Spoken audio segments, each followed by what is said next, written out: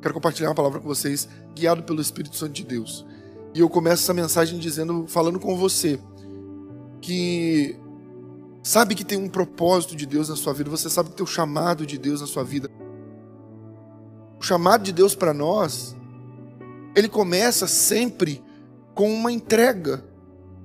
Não existe chamado de Deus na nossa vida, nenhum chamado, nenhuma parte do chamado de Deus na nossa vida começa com Deus nos dando alguma coisa, sempre começa com uma entrega.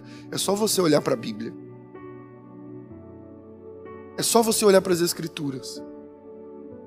Quando Jesus chamou Pedro, André, Tiago e João, o que eles tiveram que fazer antes deles receberem o convite, o chamado para cumprir a missão?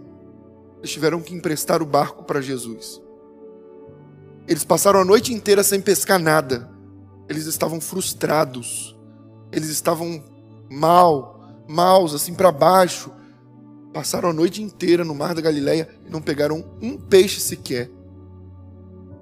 Quando Jesus se aproximou deles, Jesus não deu para eles a pesca milagrosa para depois pedir o barco emprestado. Primeiro teve que haver uma entrega deles. Jesus entrou no barco e disse: levem o barco, afastem o barco um pouco da praia. E assim eles fizeram, e Jesus dali pregou a mensagem. O barco deles se tornou o altar, o barco deles se tornou o púlpito pelo qual Jesus pregou a mensagem do Evangelho. A mesma coisa acontece na nossa vida. Quando Jesus nos chama para uma obra, primeiro começa com uma entrega da nossa parte. E não é assim: eu entreguei a minha vida ao Senhor Jesus, essa foi a entrega que Ele esperou de mim. Não. Nós não entregamos o que não nos pertence. Como um morto pode entregar a sua própria vida para alguém? Se já está morto, não tem como entregar nada. Você não entregou a sua vida a Jesus. Ele foi quem te deu vida para que você agora, depois de receber a mensagem do Evangelho, pudesse de bom grado recebê-lo como seu Senhor e Salvador, reconhecendo a obra que Ele já havia feito. É como aquela história do ímã e do metal que eu já contei aqui algumas vezes. Uma pessoa chegou para o metal e fez a seguinte pergunta: por que você se aproximou do ímã e colou nele? Eu fiz isso porque eu quis. Eu senti vontade, eu estava lá longe, mas aí eu vi o ímã e eu senti vontade de chegar e me aproximar dele. Me aproximei e agora estou aqui, colado com ele. E aí a pessoa vira para o ímã e pergunta: por que você acha que o metal colou em você? E a resposta do ímã é: porque eu o atraí. Fala: não, mas o metal falou que ele colou em você porque ele quis. E o ímã respondeu: é isso que todos eles sempre pensam, que eles vieram até mim porque eles queriam vir, mas eu os atraí de dentro para fora. Então, a atração de Deus foi quem nos trouxe para Ele. Nós não entregamos a nossa vida a Ele, a nossa vida já pertencia a Ele, porque Ele nos deu vida para receber o Evangelho, e essa vida que Ele nos deu já pertencia a Ele. Então, qual é a entrega que eu tenho que ter, ou que eu tenho que dar, para que eu possa viver o chamado de Deus? E sabe, nós nunca conseguiremos viver plenamente satisfeitos, plenamente felizes, longe do nosso propósito de vida. Deus estabeleceu na eternidade um propósito de vida para mim e para você. E se você estiver no centro da vontade de Deus, vivendo o propósito de Deus para a sua vida, você tem alegria. Você serve ao Senhor com alegria, você serve as pessoas com alegria, você sente prazer naquilo que você faz. Mas quando você está distante do seu propósito, tudo é insatisfatório. Quando Jesus chamou Pedro, Tiago, João e André, eles ofereceram o barco, eles tiveram que entregar o barco dele e levar o barco para distante da praia. E ali Jesus pregou a mensagem, transformou o barco deles num altar, ministrou a palavra de Deus. E depois que todo mundo tinha sido abençoado ali, todo mundo foi abençoado pela palavra de Deus. Jesus olha para dentro do barco e tinham 4 homens ali que não tinham sido abençoados de maneira nenhuma até aquele momento. E aí Jesus dá uma ordem para eles: levem o barco para onde as águas são mais fundas. E assim eles o fizeram. E aí Jesus disse, agora lancem a rede. E eles lançaram. Repara que até para o milagre existe uma ação que Deus determina que nós tenhamos. Aí você fica esperando que Deus realize um milagre na sua vida, mas você quer ficar de braços cruzados. Você quer cumprir o propósito de Deus, mas quer cruzar os braços e não fazer nada, sabe, não se colocar à disposição do Senhor. Você fica decepcionado e frustrado pela noite tenebrosa que você teve insucesso, sabe, pelos meses de insucesso, pelos dias de insucesso, talvez pelos anos de insucesso. Você fica frustrado, decepcionado, decepcionada. Nada dá certo na minha vida, nada funciona, nada acontece.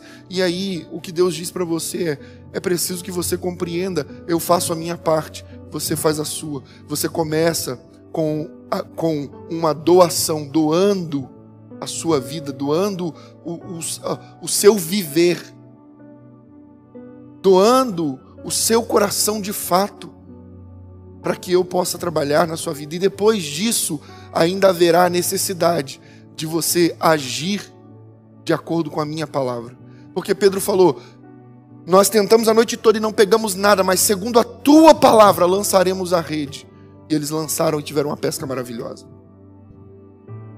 Quando eles chegaram na beira da praia, o que eles fizeram? Eles entenderam que a pesca já não era mais o que eles mais precisavam. Aquele que fez o milagre era mais importante que o milagre feito. E agora eles quiseram seguir a Jesus verdadeiramente. E o fizeram até os últimos dias de suas vidas. Talvez Deus ainda não tenha te dado o milagre que você espera, o milagre que você precisa, o milagre que você quer, justamente por isso, porque você ainda não está seguindo a palavra dele. Talvez você diga, não, mas eu não mato, não roubo. Eu já falei sobre isso. A moralidade, a moral ilibada é muito importante. Isso é fundamental para a vida cristã. Mas, sabe, a moralidade não salva, não transforma. A moralidade não é o veículo pelo qual Deus usa você. Moralidade é um reflexo do fôlego de Deus em nós. Mas sabe, até quando, é o que eu falei aqui há algum tempo atrás e torno a repetir hoje, até quando você vai viver servindo a Deus por medo e não por amor e honra?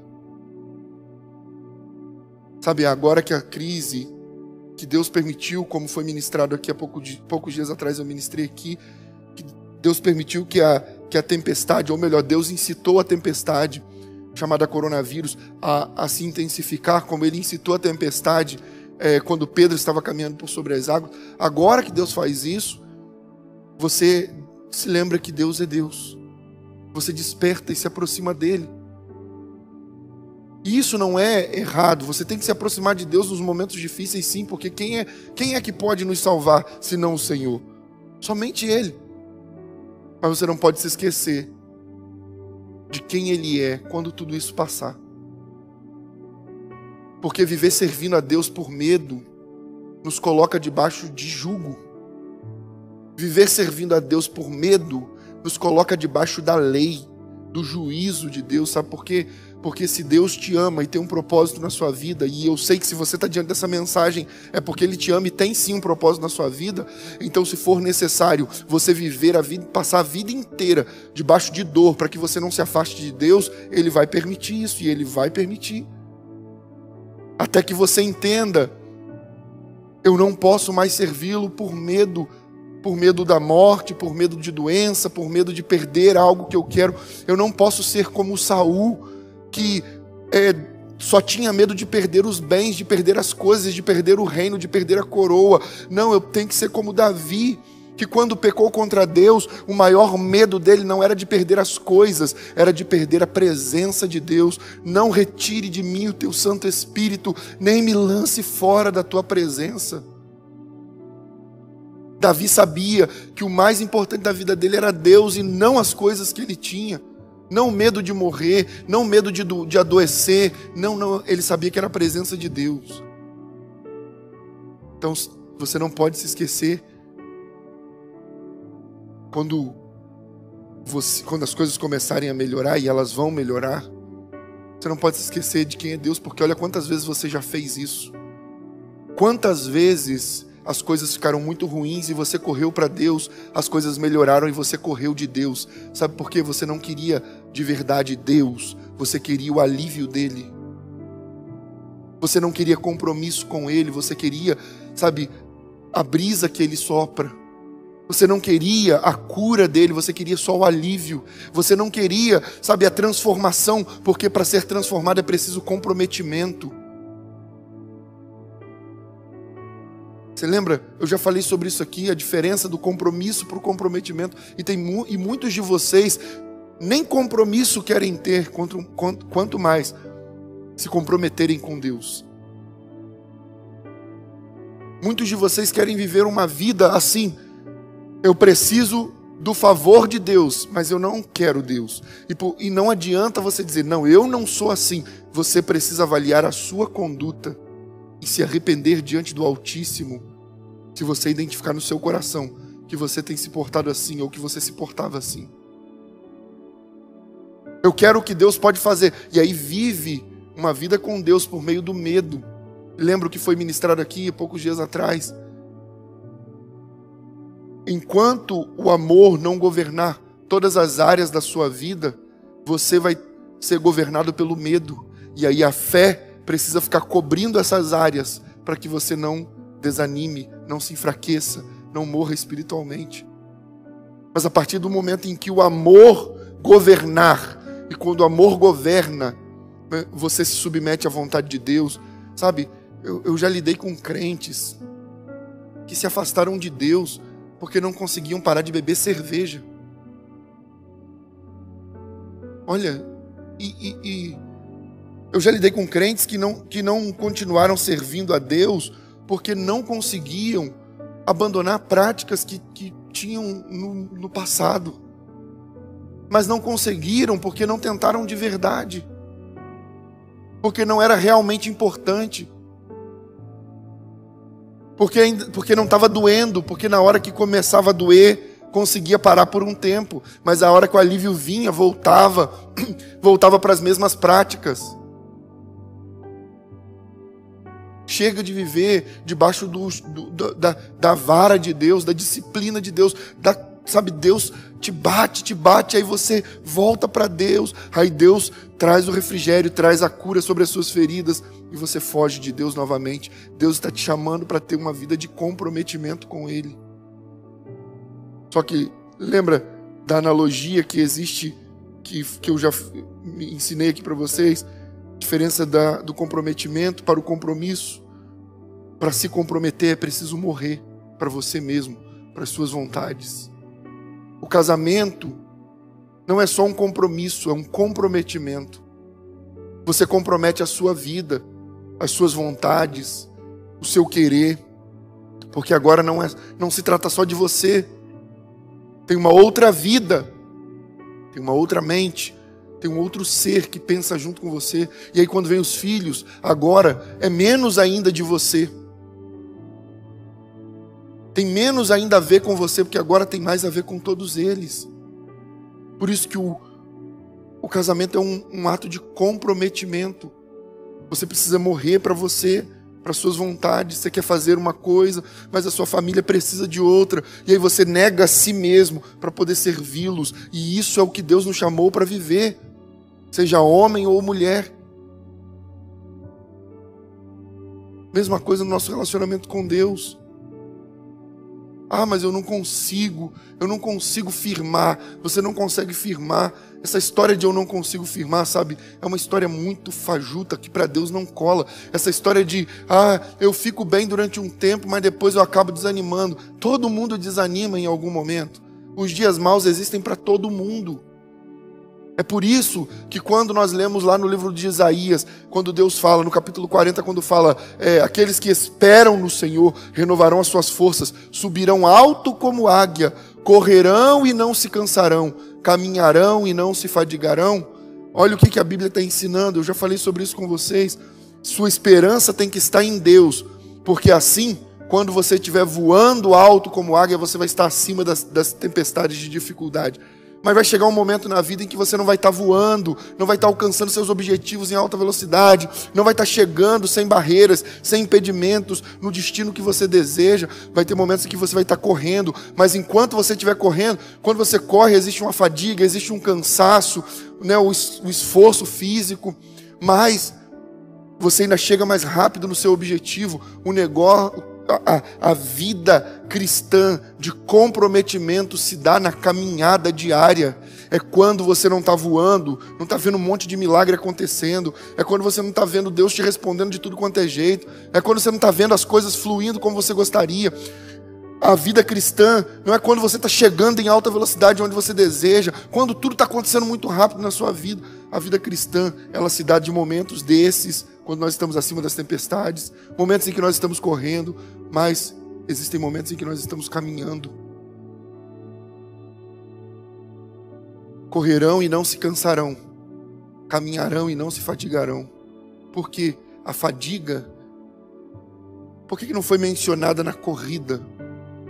Na corrida foi mencionado cansaço, mas na caminhada foi mencionada a fadiga.